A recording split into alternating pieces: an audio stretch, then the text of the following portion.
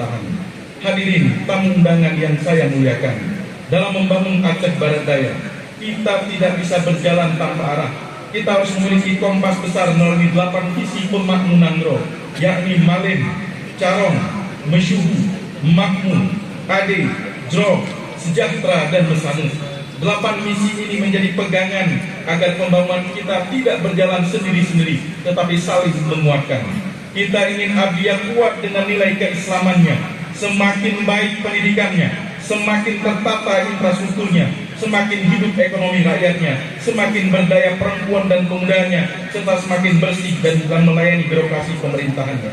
Dan hari ini, di tengah kerja pembenahan itu, Allah memberikan amanah besar kepada kita.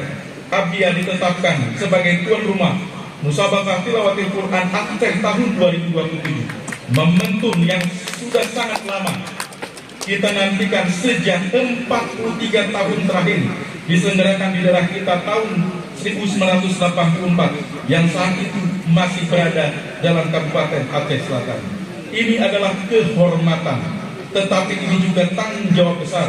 MTQ bukan hanya soal menjadi tuan rumah sebuah acara.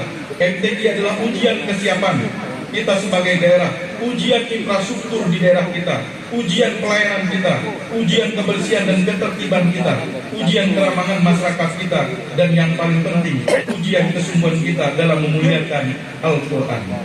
Karena itu, saya mengajak seluruh masyarakat melihat perhelatan MTQ ke depan ini sebagai momentum kebangkitan bersama. Kita ingin ketika tamu-tamu dari seluruh Aceh datang ke Abia pada tahun 2027, yang mereka lihat bukan hanya panggung dari perlombaan itu.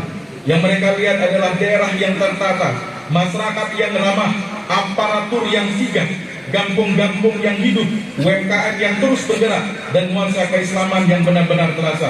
Kita ingin MTQ ini menjadi panggung kemuliaan daerah sekaligus penggerak ekonomi rakyat kabupaten. Saudara-saudaraku tamu dan undangan yang saya banggakan, setahun pertama telah mengajarkan kepada kita bahwa perubahan yang bertahan lama selalu dimulai dari pembenahan hal-hal yang mendasar. Maka tahun kedua dan seterusnya harus menjadi fase akselerasi.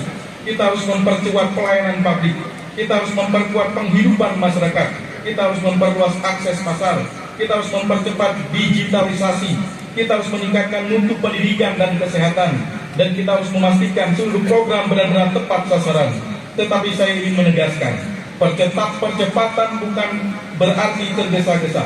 Percepatan harus tetap berdiri di atas disiplin, tata kelola yang baik, dan akuntabilitas yang tepat.